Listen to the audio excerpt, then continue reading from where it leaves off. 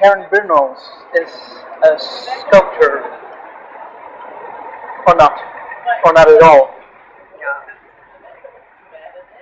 Well, we know this anyway, so. You're just teasing me. No, I'm a painter. But it's not to say that I can't do sculpture or if I wanted to, but the approach, what I use is painting. The medium I use is cement, that's all. And because it comes out three-dimensional, people think it's sculpture.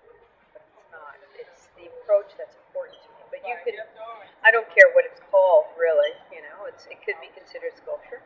I think it's like a link between painting and sculpture because I work it as a painting, color, form, movement, but yet it comes out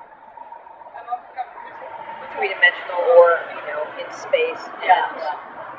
And there I also have to deal with a weight factor or balance factor. So I see it as sort of a link between sculpture and painting.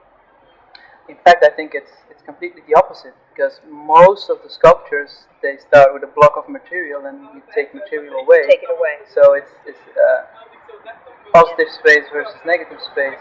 With you, it's just like painting. You work just with the material. Just with the material. And all I do is I have pigments in cement, and it's all the way through. That's and it's not forgiving.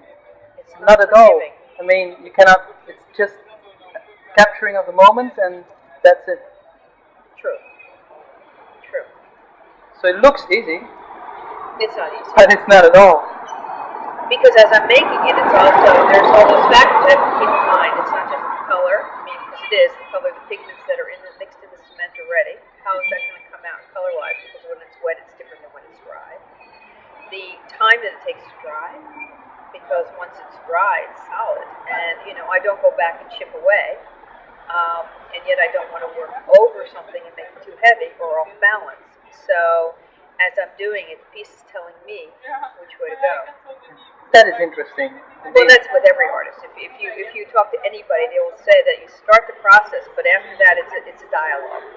And you listen to the piece when it starts to become alive, and it tells you what it wants to be. And then it's a dialogue between yes and no, and where it's going to go. And sometimes you use your intellect, and other times it's just your emotion, and that's when the relationship is more pure, and it takes you to those places. You go, oh wow.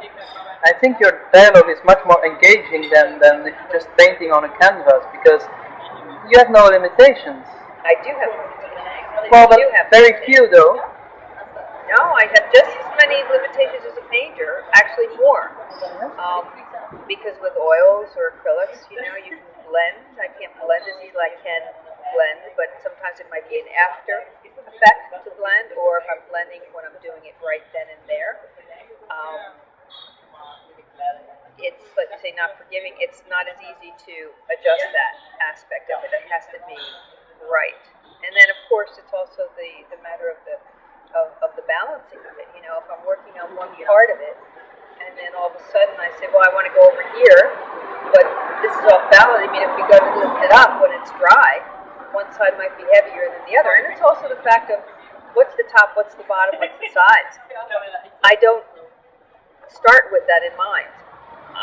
And there are painters too, you take a canvas and they turn it sideways or they turn it upside down, and because that's more what works for the piece itself. And for me, it's in the round, I have to work from all angles and figure it out, and then as it's evolving, then I can figure out where do I put the base, where's it going to... You're not bound to direction. I'm not bound to direction until a point when I have to make a decision. Yes, but that's at the end of the process more. Not completely at the end. Okay. It is the process. There is a process to it. Mm-hmm. It's an evolution. Well, indeed, and you keep trying to find new ways of working with material. The material tells me what to do. It's a wonderful material. Like I said before to you, it's such a mundane material. People take it for granted. Cement or beton, or it's not really cement. It's beton. It's a mixture of cement and sand and other fibers so that it's strong and doesn't crack. And fiberglass fibers and things. It's a mixture, and then I put the pigment in it. Now, if you talk to people in the business, there's a percentage you're supposed to use of pigment in the cement, and there are certain pigments made for cement, but those pigments don't have the color that I want. So I use actual pigments, and intensity is amazing, and I use a lot of it, which weakens the material. So how do I make that strong? And that's also part of balancing it. It's like a laboratory, or it is. It's a constant laboratory. So you're just a constant finding out. Like right now, what I'm doing is because instead of throwing it on with a trawl and moving it around, now I'm actually squeezing them out, almost like a baker. But I find these little pieces. I've decided. Okay, first I started with pieces you can find in baking, round. And people say, "Oh, it looks like intestines. Oh, it looks like body parts." Oh, well. Maybe that's not a good idea. And then I was at the gym, and one of these feet came off of the steps, and it's a little square shape, a little plastic thing. And I took that to the studio, stuck a baker and squeezed out of that, and now it's got square edges, and it's beautiful. And when you turn it, you see the movement even more because it's got the squareness, and that structure is so beautiful that I've just gotten carried away. That's where I am now, of course, but like I say, it just takes you to places. Plus, I want to make it lighter because I find that I want it more approachable so people aren't afraid of it. And of course, getting older, I want to make them lighter, but now I'm also adding some glass bubbles. But then again, it helps to make the pieces a little lighter.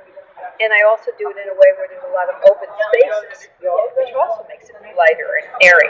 It gives it more, it takes it further away from what cement or concrete or would be. It takes it further from that. And the medium just tells me what it wants to do. And I always said that I'll stop when I have no other place to go. But it's constantly surprising me, constantly bringing me to new possibilities that I don't even have the time to explore everything. And it's fun. It's really exploring. Most of the artists just explore their work, but you keep exploring your playing field. Like you can keep reinventing the material. So you're a bit of a scientist as well, maybe. A bit of a scientist. Well, a lot of artists are a bit of a scientist. Yes, You'll see a lot of really good artists. Or even artists. That's what it is. That's what it's about. It's about creation. It's also about taking it to its limits. Well, take things to its limits. And I've had a lot of pieces that have broken over time, and I've thrown out a lot of things. I've wasted a lot of pigment. But it doesn't matter. That's the process. You have to take it to a point where you feel comfortable. I don't feel comfortable taking it out of my studio until I've moved it around enough that I feel comfortable that if I'm moving it around and it's still living, it's ready to go to somebody else. And that's important to me also.